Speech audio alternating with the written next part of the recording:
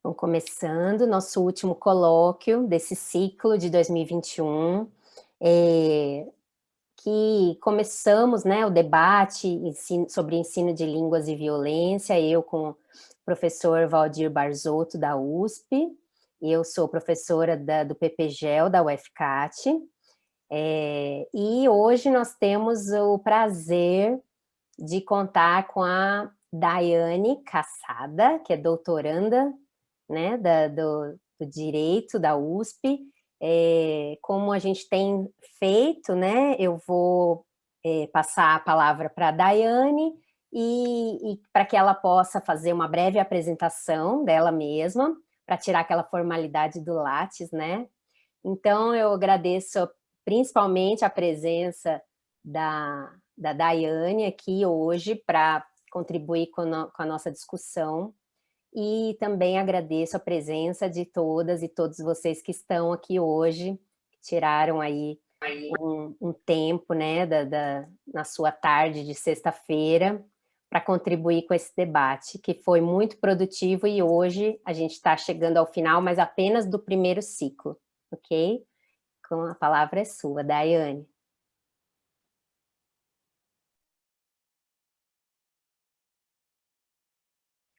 Bom, boa tarde a todos e todas. Como a Viviane disse, meu nome é Daiane Cassada, eu sou mestra e doutoranda em Direito Penal pela Faculdade de Direito da Universidade de São Paulo, também sou advogada criminalista e coordenadora-chefe do Departamento de Iniciação Científica do Instituto Brasileiro de Ciências Criminais, do IBCCRIM. Então, primeiramente, eu gostaria de agradecer o gentil convite feito pelo professor Valdir, que foi meu professor nesse semestre, em uma disciplina chamada Leitura e Escrita Acadêmica, uma relação do sujeito com o conhecimento, e foi um período em que me fez muito refletir sobre a escrita acadêmica, mas também sobre o discurso em si, né, no sentido de estar constantemente atenta ao que está por trás da escrita, do discurso, e o porquê ele foi desenhado daquela determinada maneira posta, né, seja pelo falante, seja pelo, pelo escritor, etc. e tal. E participar desse ciclo de colóquios de ensino de línguas e violência a partir do meu espaço de fala e atuação acadêmica e profissional é um desafio para mim, porque eu estou, de certa maneira, fora da minha zona de conforto, porque eu estou transitando num espaço diferente. Porque aqui mais no sentido da educação, etc., da departamento de educação, e a minha área, vamos dizer, é o direito. Então, o tema proposto, qual seja a linguagem, violência e justiça criminal, se dá justamente em virtude da minha atuação acadêmica e profissional no âmbito das ciências criminais, que também abre um leque enorme de reflexões que poderiam ser feitas, e como o tempo é limitado, eu me perguntei como eu poderia, então, abordar um conjunto de ideias iniciais para que possamos refletir sobre a temática proposta. Ou seja, como identificar marcadores de violência dentro do sistema de justiça criminal, e aqui eu me refiro ao sistema no seu sentido mais amplo possível, polícia, judiciário, Ministério Público, advogados, defensores públicos, por meio da linguagem. A linguagem e o discurso é essencial ao direito como um todo. É por meio dela, da linguagem, que o direito se expressa em suas mais variadas esferas, e ganha uma relevância muito maior quando estamos diante do direito penal e do direito criminal, que é o ramo do direito no qual o Estado utiliza a sua força máxima e mais violenta que possui para limitar o direito mais fundamental que uma pessoa pode ter, que é a sua liberdade. Então, por exemplo, quando alguém é preso em flagrante, o delegado lavra um auto de prisão, e o faz por meio de uma linguagem. Quando o policial aborda uma pessoa que está com drogas, por exemplo, o faz por meio de uma linguagem, e esta varia conforme o contexto e influencia se irá, por exemplo, conduzi-lo por uso ou por tráfico. E isso tem uma repercussão muito significativa na prática. O uso, por exemplo, não prevê pena privativa de liberdade, não tem prisão, e se for tráfico, a pena é de reclusão de 5 a 15 anos. E quando o juiz condena uma determinada pessoa pela prática de um crime, o faz por meio de uma linguagem na sua sentença. E quando o tribunal do júri julga uma pessoa acusada de ter praticado um crime contra a vida de forma dolosa, o faz também por meio de uma linguagem. E partindo do pressuposto de que a linguagem ou a escrita não é portadora de neutralidade, mas que incorpora uma ideologia, um discurso determinado, quando observamos estes fenômenos no âmbito criminal, nos faz refletir que tipo de linguagem está se adotando e que efeitos esse tipo de linguagem produz na vida das pessoas. E quem são as pessoas efetivamente, entre aspas, alvo dessa atuação por meio desse discurso, revelado ou velado, em sua grande maioria, por meio da linguagem. E porque o Estado, ele adota um discurso de que a lei penal é feita para ser aplicada para todo aquele que pratica um crime, e constrói uma legislação com essa suposta pretensão. E o faz também por meio de uma linguagem estabelecida na sua codificação, nas suas leis. Porém, quando nós olhamos para o nosso sistema carcerário brasileiro hoje, que nós temos mais de 800 mil presos em média, aproximadamente, nós verificamos a presença massiva de um determinado grupo com perfil bem definido, qual seja negro, jovem, pobre, e constatamos ao lado disso que apenas alguns crimes que movimentam com maior frequência a máquina estatal, quais sejam o tráfico de drogas e os crimes patrimoniais, se comparado aos demais crimes. Então, a gente pode verificar aqui uma atuação seletiva do Estado, cuja atuação se dá por meio de uma certa linguagem pré-definida. Ano passado, uma juíza do Paraná, só para a gente ter uma ideia, condenou um homem negro a 14 anos de prisão por organização criminosa e cometer furtos no centro de Curitiba, no Paraná. E como justificativa, ela escreveu na sua decisão, e portanto se fez valer da linguagem, não? Que o suspeito é, entre aspas, seguramente integrante de grupo criminoso, em razão da sua raça, por ser negro. Este caso revela uma visão racista por parte do Poder Judiciário, cuja manifestação se deu através da expressão de uma determinada linguagem empregada. E aqui até numa aula que a gente teve juntos, quando estava cursando a disciplina com o professor Valdir, que chegou ao fim, né, nessa semana, uma professora até disse que ela estava estudando a forma como os operadores do direito utilizam da linguagem na sua escrita, por exemplo.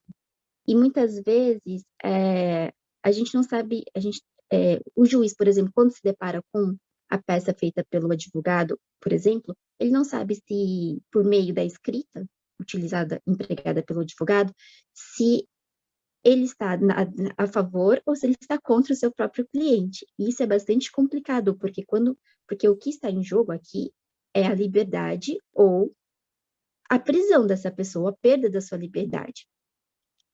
E a questão da linguagem é muito peculiar no nosso âmbito de atuação, no âmbito do sistema de justiça criminal, porque ela vai ganhando facetas diferentes. Então, por exemplo, dentro do presídio, dentro do sistema penitenciário, os presos, eles vão criando uma linguagem própria, um tipo de comunicação própria deles. Então, eles acabam criando um novo código de comunicação, uma nova linguagem. Então, por exemplo, lá na minha cidade, que é Maringá, o sistema prisional de lá, a casa de custódia, aqui onde ficam acautelados os presos provisórios, eles têm uma linguagem muito própria. Então, por exemplo, quando eles vão se referir à cama onde eles dormem, eles falam, o jegue, né? Então, eles colocam o nome de animais. Aí eles vão se referir, por exemplo, à sua, vamos dizer, a sua peça íntima, eles utilizam coruja. Então, a gente percebe que como que eles vão construindo uma linguagem própria, diferente da nossa, e criam um próprio sistema de comunicação. Estabelece um modo peculiar de comunicação. E a linguagem traz diversos reflexos, apesar disso. E, além disso, e como a gente pode ver, a linguagem ela é determinante, sempre é protagonista na atuação do direito. Mas nós do direito, nós temos uma dificuldade muito grande de expressá-la de forma adequada com mais diversos contextos. E às vezes não, e muitas vezes, isso acaba resultando numa atuação equivocada e muitas vezes injusta. E que muitas dessas vezes leva à prisão de pessoas que estão sob investigação do Estado de forma indevida.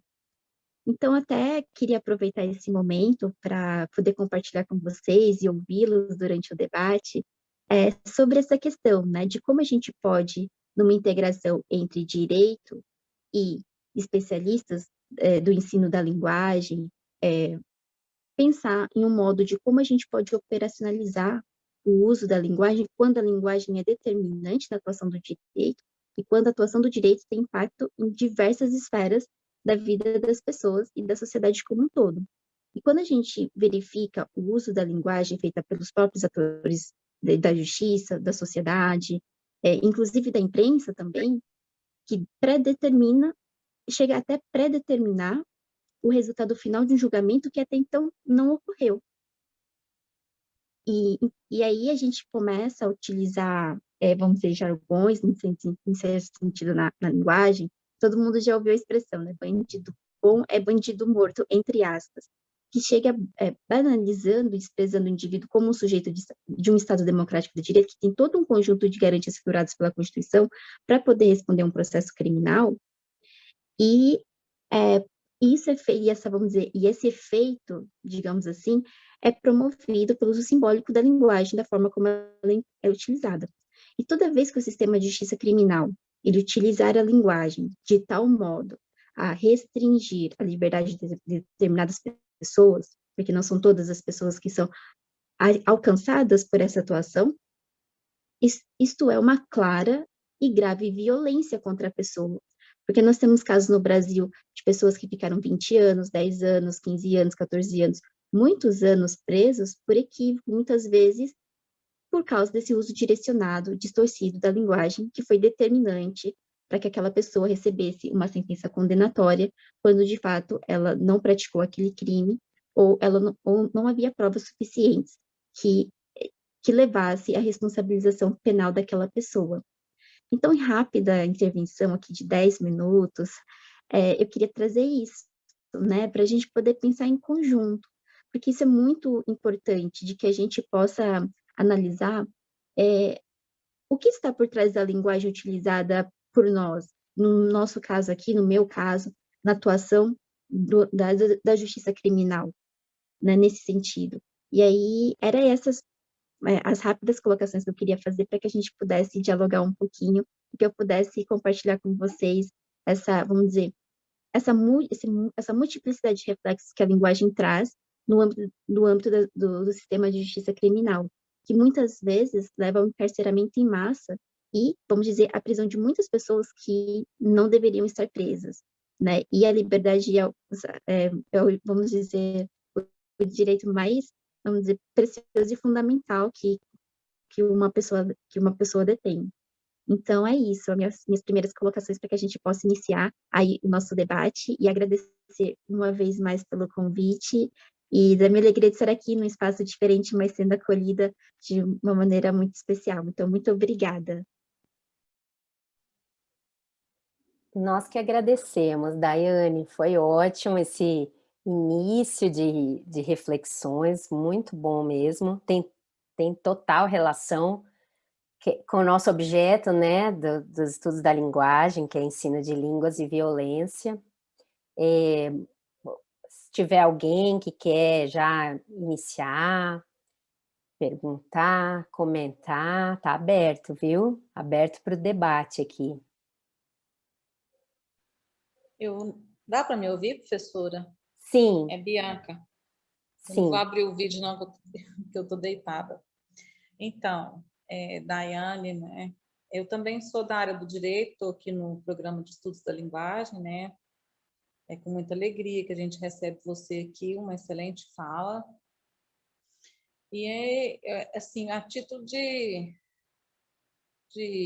aceitar, né, a sua provocação para esse debate, eu fico pensando que outro dia me chamou muita atenção pensando as violências enquanto práticas, né, não só no sentido da linguagem escrita, mas no sentido de práticas também, chamou muita atenção na porta do fórum um bilhete, um aviso, né, já antes da pandemia até, e com acesso restrito a trajes, né, a mulher. Olha só para a gente pensar aqui como a violência ela se dá no âmbito do gênero, do traje, né, da especificação. Isso porque eu não me detive assim para fazer uma análise, só pensando aqui a partir da sua fala, né?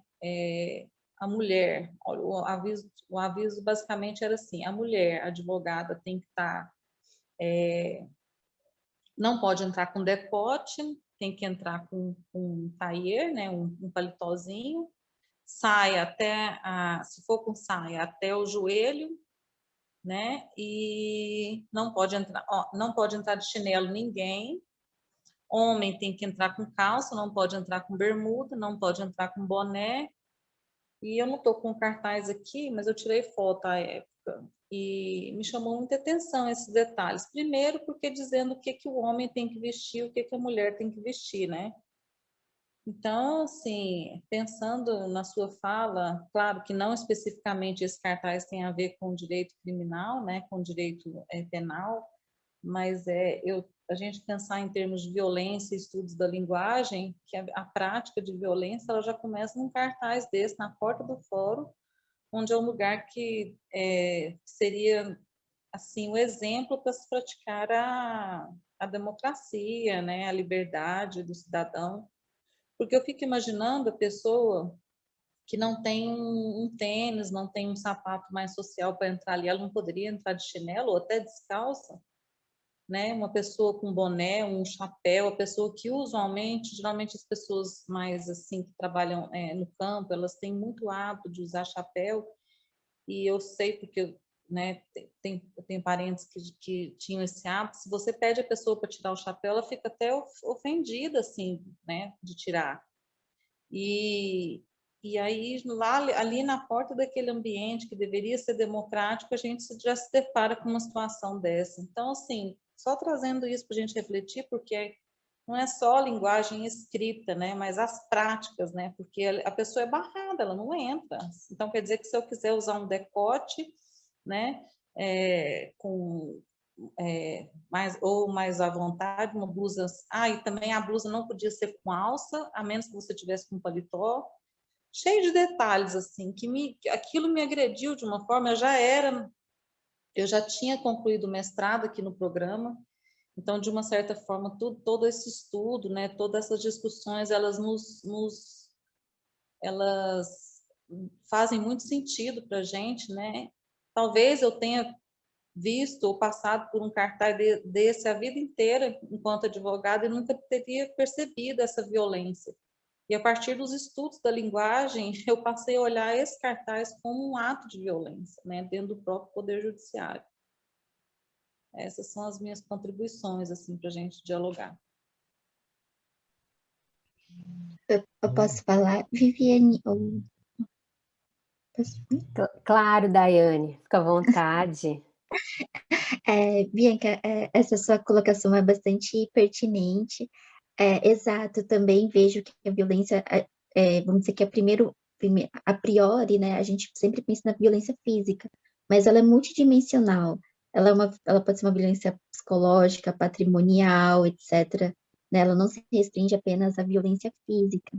E essa questão que você coloca é importante a gente analisá-la do ponto de vista da interseccionalidade, né, entre gênero, classe social, e outros fatores, que uma análise apenas integrada entre elas, que a gente consegue fazer uma compreensão mais adequada do fenômeno. E quando você coloca, a gente tem lá uma plaquinha dentro do fórum que vamos dizer, determina como nós mulheres devemos nos portar e nos vestir quando estivermos dentro do tribunal, por exemplo. Isso é uma questão evidente de heteronormatividade e que revela, vamos dizer, mais uma vez, né, a gente poder sempre estar atento o que quer dizer aquela mensagem, que está ali, para além dela, né, da escrita em si.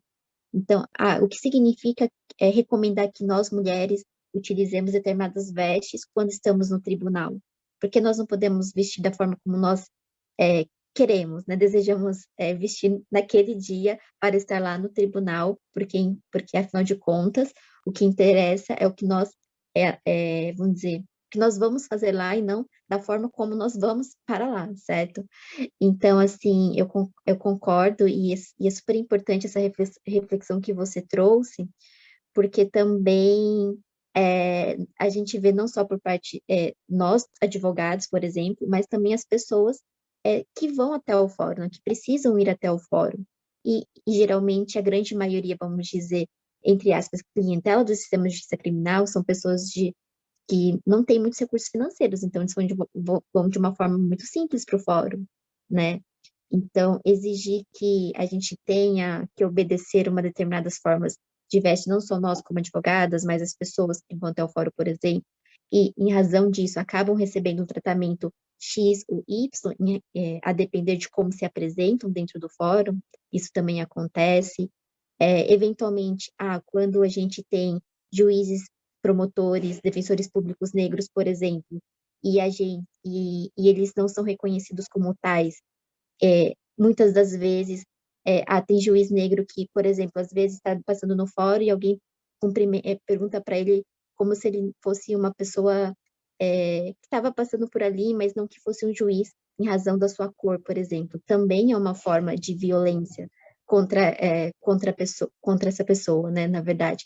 Então, a violência, ela é exercida em razão do gênero, em razão da cor, em razão da classe social. Então, ela tem uma ampla multi-alcance, digamos assim. E eu concordo plenamente com você. Eu queria perguntar, Viviane. A minha pergunta vai no sentido da língua mesmo, né? A Daiane acaba de falar que a violência se dá, né, em função da cor, da classe social, etc., da roupa. Eu queria perguntar se você já vivenciou episódio em que a discriminação e a violência se dá diretamente pela linguagem. Por exemplo, em algum documento se escreve que o linguajar faz a gente entender que talvez faça parte do grupo, tal. Você tem alguma coisa diretamente na língua mesmo? Porque você tem, né, de um lado você constrói a violência com a linguagem, que é o caso que a Bianca apresentou aqui. Você tem um cartaz onde está escrito uma coisa que viola. E a minha pergunta é se encontra-se alguma coisa escrita que produz essa violência em função da língua falada pelo outro.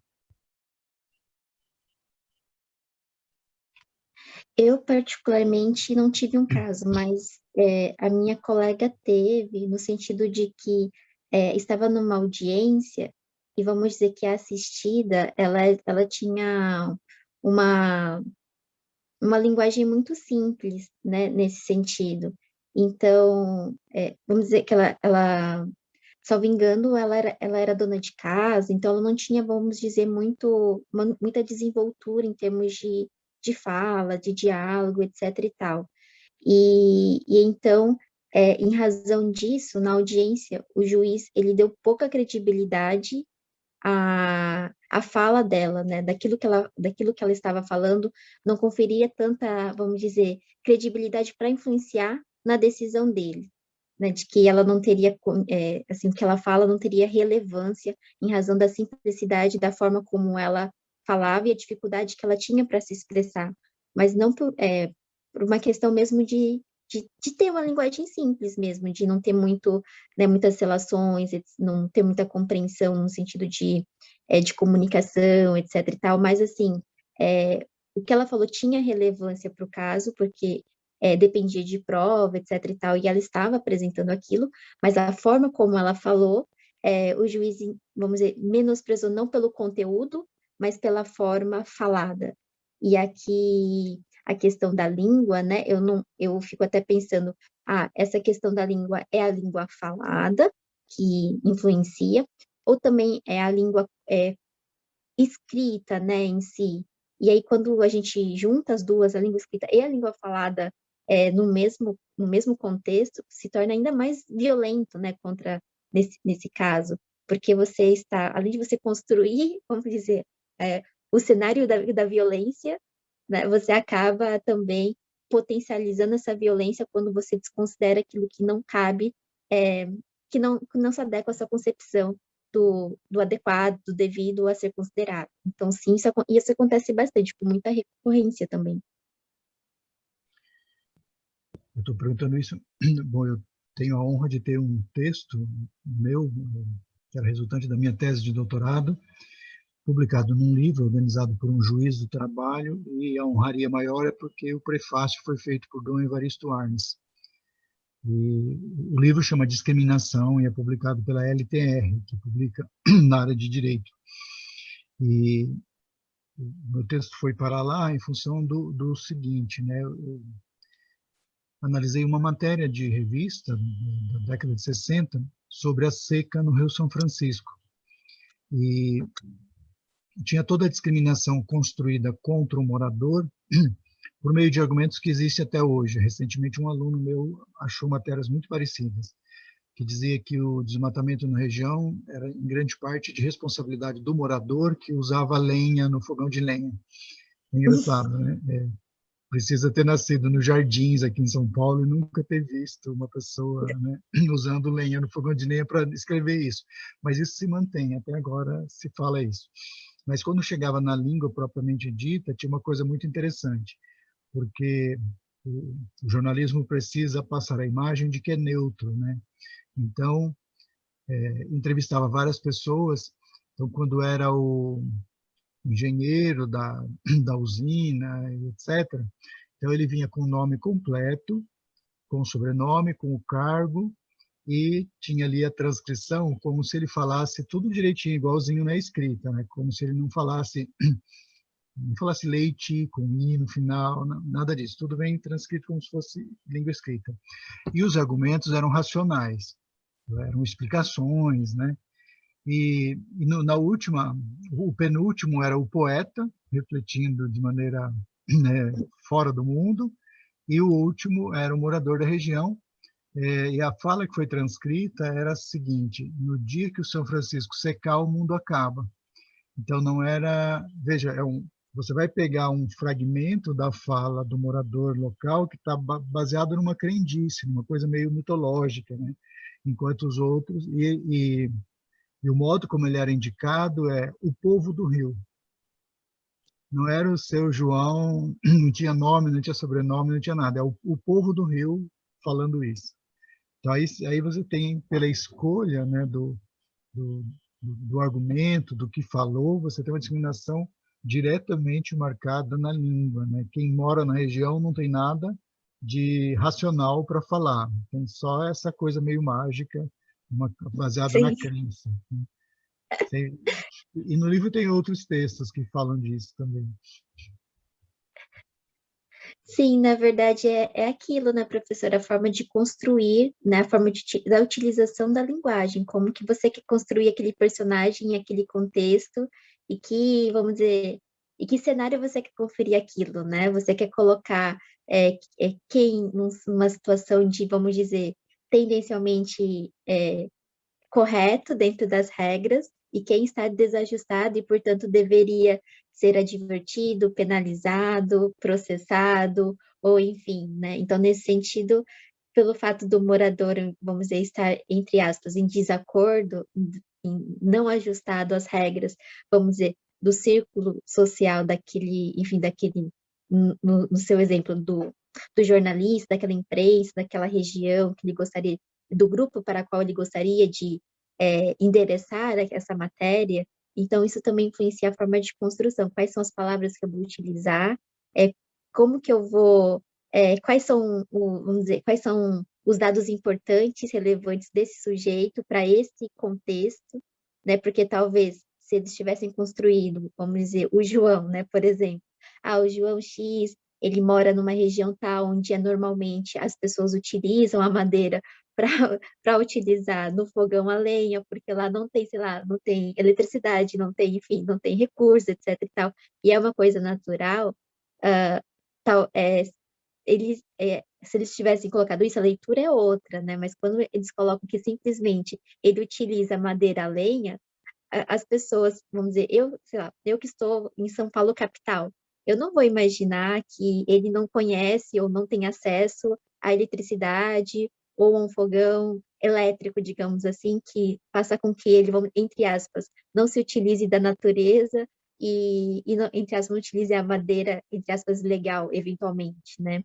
Então, vamos dizer que o próprio imaginário do leitor, né, também com o imaginário e, ou vamos dizer, o contexto que ele está inserido, né, também influencia nessa abordagem que ele vai dar, vamos dizer, o colorido que ele vai dar para aquela escrita, né, nesse sentido.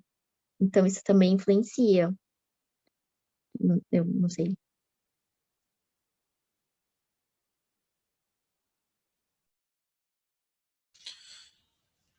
Olá, eu pensei o Giovanni falando. Tudo bem? Obrigado outra vez pela oportunidade de estar aqui com vocês.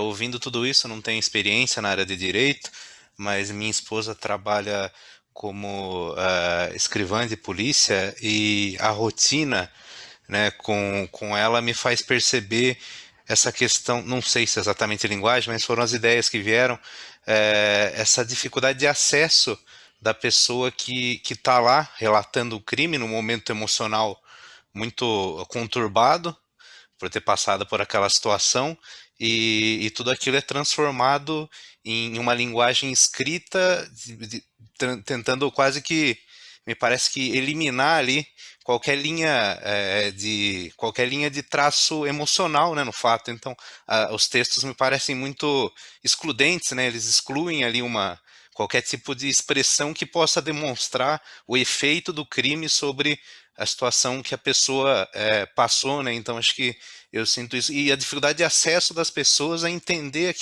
aquele processo que elas estão fazendo parte. Às vezes quando ela é chamada para ser ouvida, né? Então a dificuldade dela entender, né? Vários relatos onde eu pude ouvir a minha esposa contando que tem que explicar tudo aquilo que está ali, né? Sendo que a pessoa assina como sendo o depoimento dela, mas ela não sabe o que está escrito ali porque ela não entende o que está escrito. Então é muito curioso ter que explicar a história que ela mesma contou. Não, mas foi isso que você me falou, você assina aqui porque esse é seu depoimento. Então, é muito curioso imaginar o quanto a linguagem da pessoa não é aceita no processo em que ela faz parte, né? Então, acho que foram essas ideias que me vieram relacionando a linguagem aí à sua área, né? Toda essa área. Parabéns pela apresentação e obrigado pela oportunidade, né? Eu que agradeço, Giovanni, mas essa questão que você traz, ela é muito perniciosa, eu diria, porque, na verdade, o que acontece? É impossível que qualquer ser humano transcreva exatamente aquilo que ocorreu, transmitindo a emoção da pessoa, né? Então, quando você, sei lá, a vítima tá desesperada, e não consegue, ela fala, vamos dizer, trechos que vai se juntando, etc e tal, isso não é transpassado para o papel, né? Na verdade, o que ocorre é uma construção de uma narrativa daquela pessoa que está responsável, em nome do Estado, de narrar aqueles fatos para que possam ser analisados posteriormente pelo delegado, pelo promotor de justiça, para analisar se há ou não indícios ou suficientes de autoria e prova de materialidade para oferecer uma denúncia, ou para a defesa oferecer sua manifestação para o juiz analisar. Então, assim, na verdade, ali é uma construção narrativa, né? Na verdade, o que você coloca ali é a história que você, vamos dizer, que se justificaria para que ele seguisse, que fosse, vamos dizer, coerente, né, para que o procedimento possa seguir. Mas, na verdade, tanto que isso é muito, vamos dizer, pernicioso que eu diria, porque quando a gente analisa na prática, a gente verifica que o conteúdo escrito pelo Ministério Público na denúncia é quase que exatamente aquilo que está no boletim de ocorrência lá no inquérito policial. Né? E o que vem para a defesa? Vem exatamente aquilo. E o que vem para o juiz quando vai analisar? Exatamente aquilo. Então, vamos dizer que a tua esposa ela é responsável ali por definir, né, praticamente, na grande maioria dos casos, como é que aquele caso vai ser encarado, né? Então, aí, quando você coloca assim, é difícil a gente colocar no papel as emoções, é impossível. Então, vamos dizer que porque quando você está lendo assim, a vítima disse que foi roubada na rua tal, no dia tal, etc e tal. Mas você não coloca a vítima desesperada e aí você consegue sentir o desespero da vítima naquele momento e se ela estava em condições, se ela estava em condições de fala, vamos dizer, naquele momento que ela estava prestando depoimento ou sendo ouvida. Então, na verdade, o que ocorre é toda uma construção narrativa. E aí a linguagem é importante, porque você pode colocar assim, vamos supor assim, a, é, a vítima, às vezes a vítima nem está se lembrando direito, e a vítima fala assim, eu acho que foi fulano.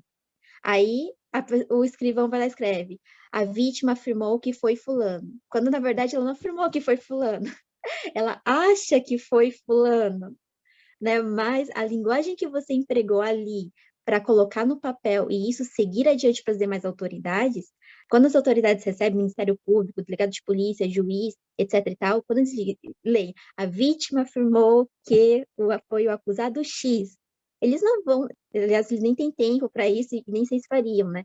Será que aqui ele está dizendo a vítima afirmou no sentido de que a vítima sabia mesmo quem era a vítima? Ou a vítima estava supondo que, na verdade, era o acusado X, mas, na verdade, ela não tinha tanta certeza.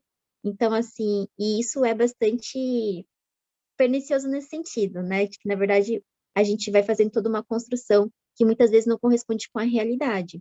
E é por isso que, por exemplo, recentemente, havia muito reconhecimento, havia muita condenação por reconhecimento fotográfico, né? Você apresentava para a vítima uma única fotografia lá, etc e tal, perguntava, você reconhece essa pessoa como responsável por, sei lá, ter furtado o teu celular? E a pessoa simplesmente sem se lembrar muito ao certo, mas vamos dizer, de certa forma, induzida, ou, vamos dizer, com um imaginário que ela criou, que eventualmente pode não corresponder àquela realidade, ela diz sim, né? Foi essa pessoa, sim, que furtou meu celular. Mas nem sempre, né? Na verdade, nem sempre não. Na verdade, nas grandes maiorias, mais de 95% das pessoas que são condenadas por simples reconhecimento fotográfico dessa forma inadequada, não praticaram um delito. Então, a gente tem notícias, uma pessoa foi, acho que teve um garoto, inclusive, que ele foi já 9 vezes reconhecido, na sua foto foi reconhecido por terceiros, quando ele jamais respondeu um processo criminal, quando ele jamais viveu naquela região, mas foi ele, porque, enfim, disseram que foi ele, né? Então, assim, é toda uma construção narrativa, e é por isso que eu digo da importância que a gente tem de pensar juntos, né? Como que vocês da linguagem, né, podem contribuir com o que a gente pode aprender com vocês, porque o uso indevido causa, vamos dizer, efeitos muito deletérios mesmo, porque você acaba colocando uma pessoa em privação de liberdade por muito. Se fosse por um dia, já seria um absurdo, porque um dia na prisão é a coisa mais, enfim, horrorosa que pode existir na vida. Mas imagine pessoas que passam 5, 10, 15 anos em razão disso, né? E no fundo, quando a gente vai ver, foi, de certa maneira, a linguagem, como que a gente transcreveu tudo isso, como que a gente construiu toda essa narrativa. Então, isso é bastante nesse sentido. E aí alguém colocou assim a forma como se interpreta os depoimentos. Exato. Porque às vezes você fala uma coisa e a pessoa entende outra, né? E aí quem está transcrevendo, e daí entre aspas, né, vence o discurso ou a construção narrativa daquele que é responsável por colocar no papel e assinar em nome do Estado, né? De que, enfim, foi aquilo que aconteceu, etc e tal. E aí Era muitas esse o ponto. Desculpe. só para finalizar, que muitas audiências, e isso ocorre muito com policial, pelo menos, porque quando eu fazia bastante audiência de instrução, que era para ouvir as testemunhas, né, sua grande maioria eram policiais militares. E aí, eles não se recordavam porque, enfim, né, acontecem muitos casos, etc e tal, os processos demoram e tal. E aí, quando ele não se lembrava, Aí o juiz falava assim, ó, mas lá na delegacia, aí li o que ele declarou lá na delegacia. É isso mesmo? Ele, é isso mesmo. Mas assim, ele nem sabe se é isso mesmo. Ele simplesmente, se eu disse isso naquele dia, é exatamente isso. Mas outras vezes também ocorre, por exemplo, o acusado está sendo interrogado, né, que ele tem a possibilidade da sua versão dos fatos antes, né, de finalizar a instrução. E aí ele está falando lá, e etc e tal, e aí o juiz fala assim, mas lá na delegacia você disse isso. Ele disse, não, eu não disse isso. Ele, não, mas está escrito aqui, você disse isso. E aí fica um confronto entre a palavra do acusado, né, naquele momento em que ele tem a possibilidade de contar, ele pessoalmente contar e o juiz ouvir o que ele está falando, não o que escreveram sobre o que ele falou, vamos dizer, confrontado com aquilo que ele supostamente disse lá e foi chancelado pelo Estado, porque uma pessoa, um funcionário público, né, um escrivão de polícia, por exemplo, porque ele escreveu daquela maneira e ele tem fé pública, né? Ele, em tese, ele não vai descrever, ele não vai reduzir a termo algo que alguém não falou. Pressupõe-se que aquilo que foi escrito, né, na verdade, corresponde à realidade. Mas nem sempre isso acontece, porque geralmente a gente tem esse, vamos dizer, desencontro de compreensão daquilo que se fala, daquilo que se escreve, e aí é só Deus nos acuda, na verdade, né? Porque para você dizer que, na verdade, aquilo que você disse na delegacia, escreveram do jeito que você não quis falar, é complicado, porque te coloca em contradição, né? E aí, assim, a pessoa está dizendo que eu falei isso, mas eu não disse isso. Mas agora você está dizendo que não disse isso, né? Então, às vezes, pode dar até a impressão de que você se entra em contradição para apresentar uma nova versão.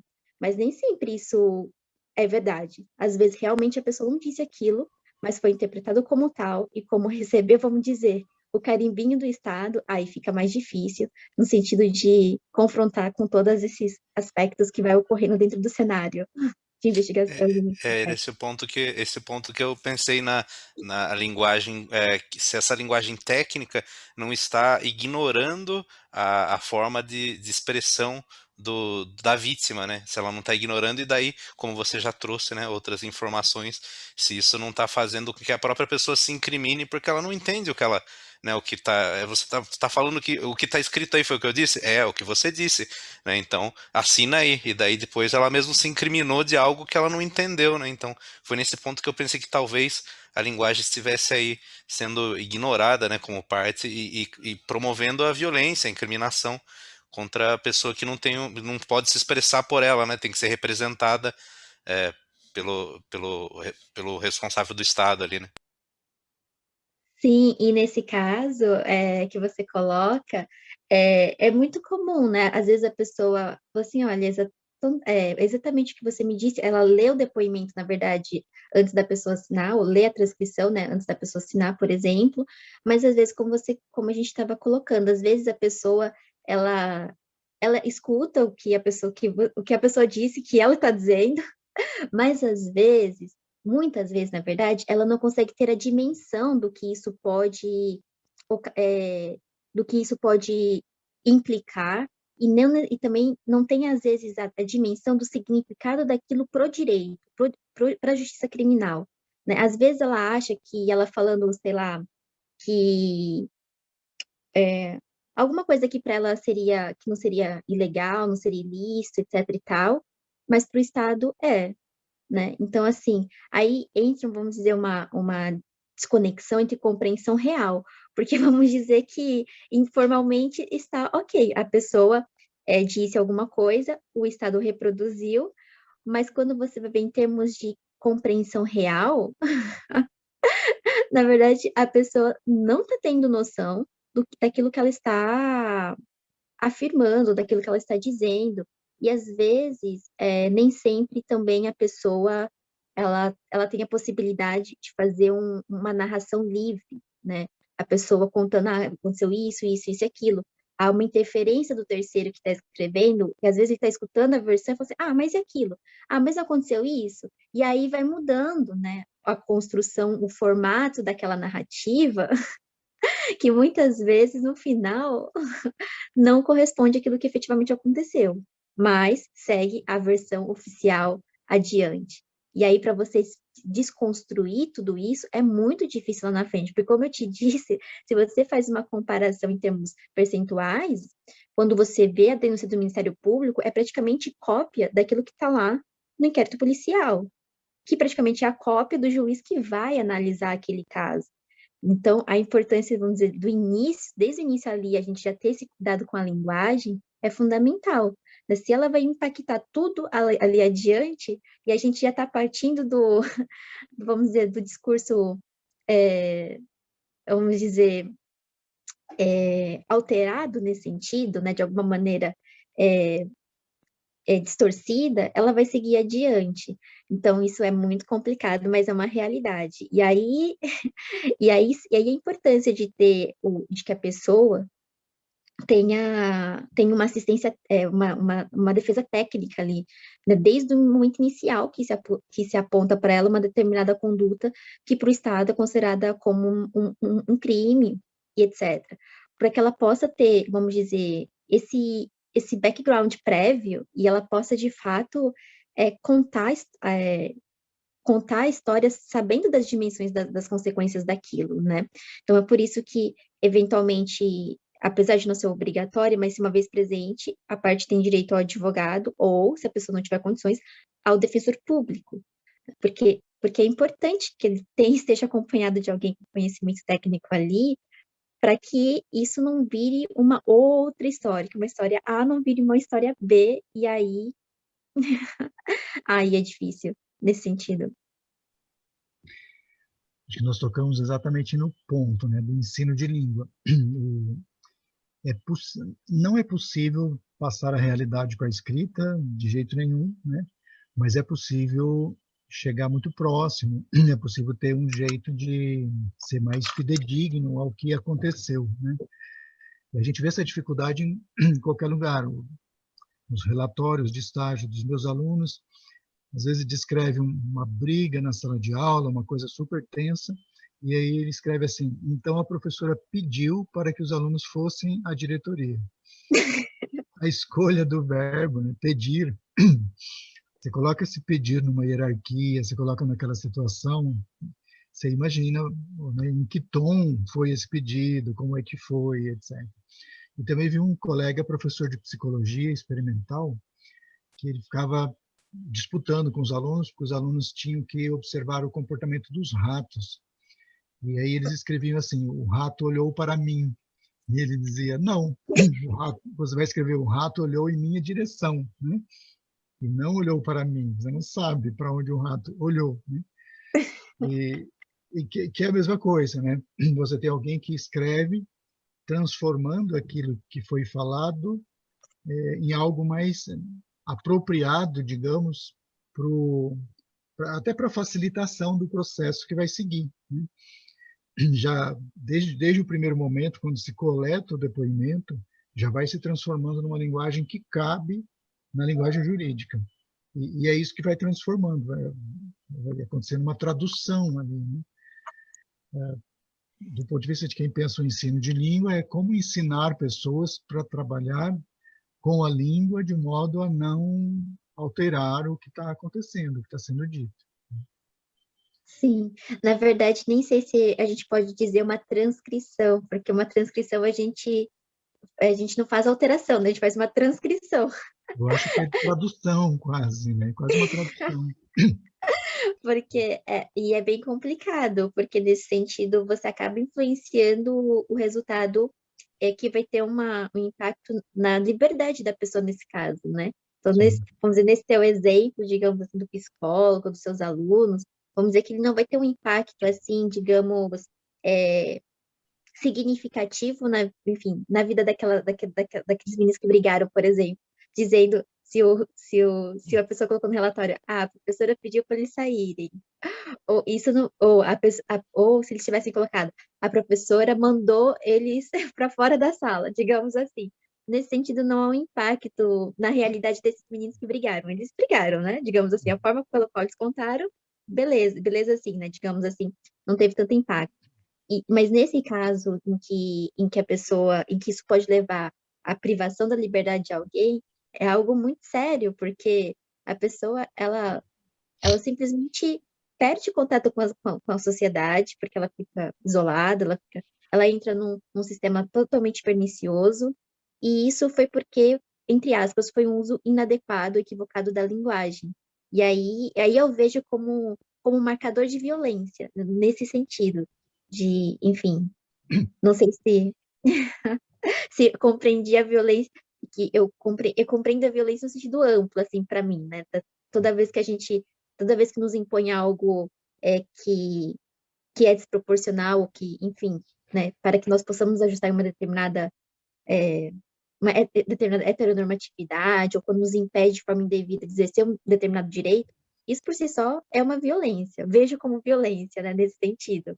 Então, não sei qual é o limite da violência quando vocês dizem o ensino da linguagem e a violência.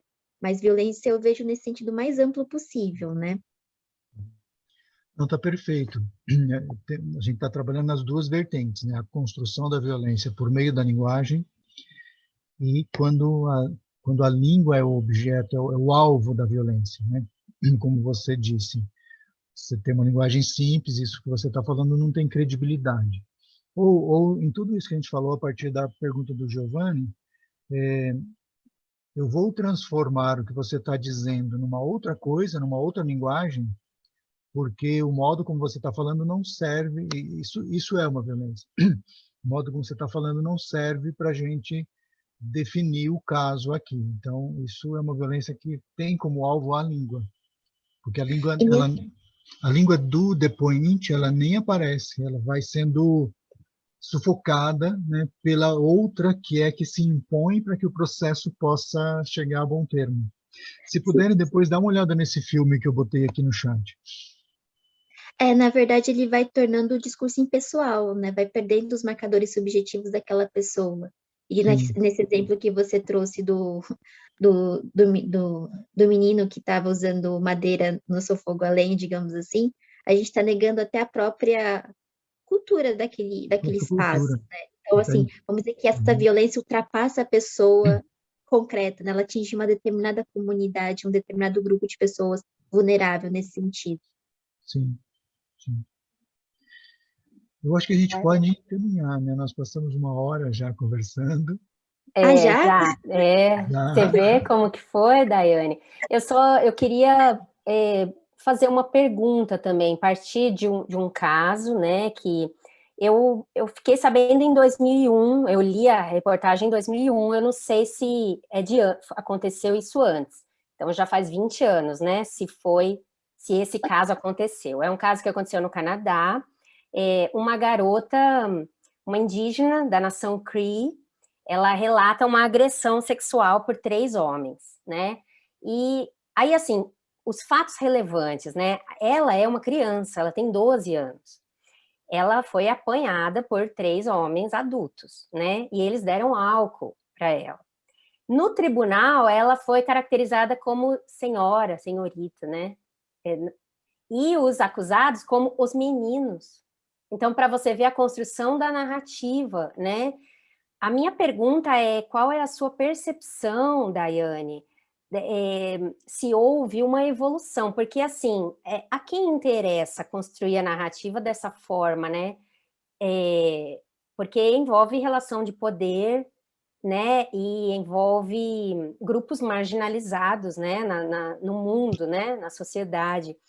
E aí eu queria saber se você tem uma palavra de esperança, qual que é a sua percepção? Você é muito jovem, né, pelo que eu vejo. Não tanto quanto. Mas se você sente que houve um avanço, né, no sistema jurídico. Sobre esse caso especificamente, dessa garota Cree, tem vários outros, mas assim, Aí já instituiu-se uma comissão da verdade e reconciliação, né, no Canadá, dos povos indígenas, das mulheres indígenas desaparecidas ou assassinadas. Então, assim, recentemente a gente viu, não sei se você acompanhou, a notícia de que encontraram o esqueleto, né, de 215 crianças, algumas de 3 anos, numa cova, uma cova em massa, né, de uma residential school, que era aqueles internatos que a igreja tirava as crianças indígenas e colocavam nesses internatos, né? Então, já tem uma série, né, foi se descobrindo, né, muitas injustiças cometidas no passado. Ainda é pouco, né? Mas eu queria saber, assim, a sua percepção de se nós avançamos e o quanto avançamos. Na verdade, essa é uma questão, vamos dizer, de uma necessidade constante de avanço, né, nesse campo, porque essa questão envolve uma série de circunstâncias e de fatores que nos levam a esses resultados, vamos dizer, extremamente, vamos dizer, radicais nesse sentido, né? E aí a gente percebe. Uma questão que eu vejo que eu percebo é que as construções narrativas elas sempre vão existir. Talvez o que a gente tenha percebido é um certo refinamento nessa construção da narrativa. Porque, e aí quando você coloca, a gente descreveram a menina como uma senhora, senhorita, no sentido de que, em tese, ela teria, vamos dizer, entre aspas, um pouco de noção, experiência desse contexto como todo, e poderia ter evitado o que ocorreu com ela, se ela tivesse tomado as devidas, entre aspas, cautelas que se espera dela, enquanto na sociedade em que ela se encontra. E os meninos foram narrados, os meninos, e os jovens foram narrados como meninos, no sentido de que, em tese, eles não teriam muita noção do que estavam fazendo, são meninos, né? Então, vamos relevar eles tinham nesse sentido. 20 e poucos anos, e eram 3 adultos brancos, e ela, uma Sim, criança e aí, indígena. então, aí entra o que a gente colocou, né? A questão da interseccionalidade. A gente colocou, os meninos são brancos, jovens, e foram colocados como meninos, não porque, vamos dizer, porque a gente queria tornar eles mais fofinhos, foi porque a gente queria demonstrar ali, ou atribuir com essa expressão pela linguagem, uma menor reprovabilidade da conduta deles. Agora, a menininha, né, que era criança, indígena, e aí a gente tem a questão interseccionalidade entre gênero, entre grupo de pessoas vulneráveis, porque ela era uma indígena, etc e tal. Quando a gente coloca que ela era uma senhorita, ou enfim, uma moça, quando ela, sei lá, era criancinha, né, digamos assim, então é como se, não é que a gente quer tornar ela mais madura nesse sentido, é que, na verdade, a gente colocou essa expressão para colocar vamos dizer, uma certa culpabilidade na conduta dela, né? Que se ela tivesse agido de forma diferente, se ela tivesse saído de casa, se ela tivesse, enfim, entre outras coisas, porque a gente tem um caso bastante famoso, que foi julgado pelo Tribunal Internacional de Direitos Humanos, pela Corte Interamericana de Direitos Humanos, no caso em que 3 meninas, num período assim muito subsequente, em determinado mês, foram desaparecidas. E aí as mães desesperadas foram buscar ajuda para a autoridade policial naquela época, e eles diziam assim: daqui a pouco a sua filha está de volta, ela só foi procurar um namorado, ou ela foi numa festa, daqui a pouco ela volta, e assim, você, não me procura, amanhã a gente vê isso. Então, assim, a gente percebe que a própria forma de investigação também deve passar pelo filtro da perspectiva de gênero nesse caso, né? Porque a forma como as autoridades lidam com esse contexto fático, eles não viram aquilo como coisa grave. Daqui a pouco elas voltam, né? Daqui a pouco elas estão aí, elas só foram dar uma namorada e elas somem assim mesmo. Se ela fosse boa moça, teria ficado em casa. Então, assim, vamos dizer que todos esses aspectos influenciam o todo, né? Não só, vamos dizer, o julgamento em si, mas a persecução dessas condutas, se atribui relevância ou não para descobrir o que de fato aconteceu, ou a gente vai considerar isso como irrelevante e seguir adiante, né? Porque nesse caso, se não me engano, foi um médico, foi condenado pela indiferença pelo qual tratou o caso dessas meninas, né? E elas foram encontradas mortas, enfim, com sinais de violência e tudo mais. Então, nesse sentido, o que eu vejo é que as construções narrativas vão sempre ocorrer. E talvez a gente tenha entrado num momento em que talvez se tornou necessário, vamos dizer, refinar essa construção narrativa para não ficar algo tão explícito, né? Como nesse caso que você trouxe, em que, na verdade, eles não estão dizendo que o menino, que aquele grupo de rapazes são menos reprováveis. Não estão dizendo explicitamente isso. Mas quando eles utilizam meninos, é como se eles estivessem implicitamente deixando essa ideia, né, no sentido de valoração, nesse sentido da conduta deles. Desculpa, Daiane, esqueci de comentar, eles foram absolvidos. Ah, eles foram absolvidos? Uhum. A minha pergunta é se você acha que de 20 anos para cá, se isso está mudando, se está havendo mais justiça. Queria ouvir a sua percepção. Ah, entendi. Bom, mais justiça, eu não sei mensurar isso, mas o que eu vejo é talvez um maior cuidado progressivo por parte das autoridades nesse sentido e da sociedade como um todo. Então, vamos dizer que, por exemplo, de uns anos para cá, sobretudo desde, por exemplo, da Lei Maria da Penha, a gente tem um cuidado maior na investigação de violência contra a mulher, por exemplo. Mas a gente não está no estado perfeito, porque a gente tem um número bastante alto ainda de violência contra a mulher. Então, vamos dizer que elas ainda acontecem, a gente teve uma certa evolução porque a gente criou mecanismos próprios, específicos, para determinados grupos vulneráveis, mas não significa que eles deixaram de ocorrer. Né? Significa que a gente conseguiu, de uma certa maneira, conferir uma assistência um pouco melhor, mais adequada, mas que isso não evita, vamos dizer assim, a recorrência da prática dessas condutas, e uma vez ocorrida a prática dessas condutas, inevitavelmente a gente vai ter uma construção de narrativa, e vai depender de quem está investigando, de quem vai seguir adiante e de quem vai fazer o julgamento. Se a gente está diante de um delegado que já está ambientalizado nesse, vamos dizer, nesse contexto mais com a ciência da violência de gênero, né, ter essa percepção um pouco mais de perto, com certeza ele vai conseguir dar uma assistência mais efetiva para essa vítima, por exemplo. Mas se for um delegado que não tem essa noção, então ele vai continuar, vamos dizer, considerando aquele caso como irrelevante, ou pouca importância, ou vai continuar demorando para seguir na investigação daquele caso. Então depende muito também, vamos dizer, da pessoa que está, né, investida daquela tarefa, digamos assim, nesse sentido. Mas a gente teve uma evolução significativa, porém ainda é necessário avançar muito, muito, muito mais, porque a gente percebe que a violência, por incrível que pareça, ela continua alta, né? Ela continua, assim, extremamente em todas as suas esferas.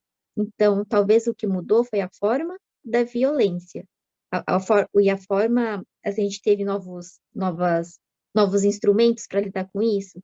A gente teve, mas à medida que a gente teve também novos instrumentos, a violência encontrou outras formas de manifestação, que também, às vezes, são sutis, que às vezes a gente não percebe.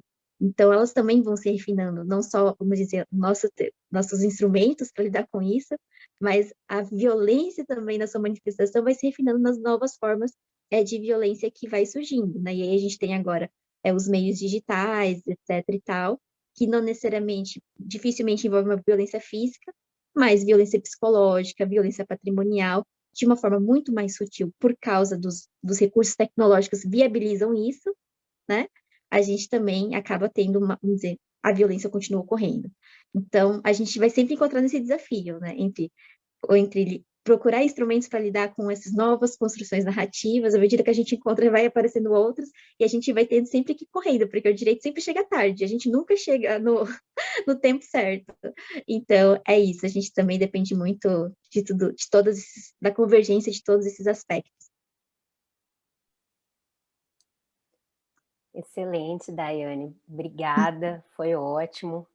É, infelizmente, a gente já passou, né, extrapolou o tempo, e então eu vou passar, não sei se o Valdir consegue fazer um encerramento desse, não só do colóquio da Daiane de hoje, mas desse ciclo, né, de 2021. E lembrar que no chat está a lista de presença para quem quiser o certificado, né? Só preencher com o nome do jeito que você quer que apareça no certificado. Então, a Viviane queria fazer uma coisa mais formal aqui de encerramento. Eu falei, não, vamos só fazer uma conversa mesmo. E eu gosto de estar nos encerramentos só para não deixar acabar, só para não encerrar, né? Em primeiro lugar, é preciso reconhecer o imenso trabalho da Viviane, de seu grupo aí, Daiane, Amanda e outros, né? De fazer esse conjunto de encontros aqui semanais, que é um ato de heroísmo, de fato, né? Nesse período pesadíssimo aí. E talvez pensar o próximo de modo um pouco mais espaçado, né? Um pouco mais leve, e trazendo isso que a gente propôs desde o início, né? A ideia era que várias pessoas falassem, que a gente tivesse as gravações e que, a partir disso, a gente fosse entendendo melhor que contornos a gente pode dar para esse tema da relação entre a violência e o ensino de línguas. Então, talvez a gente pudesse dar um teto aqui, para a gente recomeçar no outro semestre, mas já com um trabalho de observação do que foram essas falas, né, com um trabalho de síntese dele. Como é que cada um pegou, como é que cada um trabalhou esse tópico, para a gente ver o que está se construindo aí e como a gente pode ajudar na construção disso. Não sei se um grupo se voluntaria para fazer isso, para ouvir de novo, até porque a gente está produzindo já o livro, né? Maiara, Viviane e eu estamos recolhendo os artigos para analisar e publicar. Já temos vários. Daiane Cassada está convidada, né? Se quiser apresentar um texto para a gente incluir no livro, será ótimo. Quem ainda não enviou, envia, né? Mas seria bom também que a gente tivesse uma leitura, né, das apresentações mesmo, dos debates. Seguramente tem mais coisas aí, né, nos áudios que vão além do que está escrito nos textos que estão chegando. Então, se alguém quiser se voluntariar para fazer essa retomada, e aí quando a gente recomeçar no outro semestre, a gente pode recomeçar justamente apresentando, em linhas gerais, uma síntese, né, do que foi esse conjunto de debates. Então, para além de ouvir quem quer se voluntariar, eu quero ouvir também o que vocês acharam, como é que vocês viram o conjunto de encontros, e para além de achar que foi muito bom, né, tentar dizer um pouco.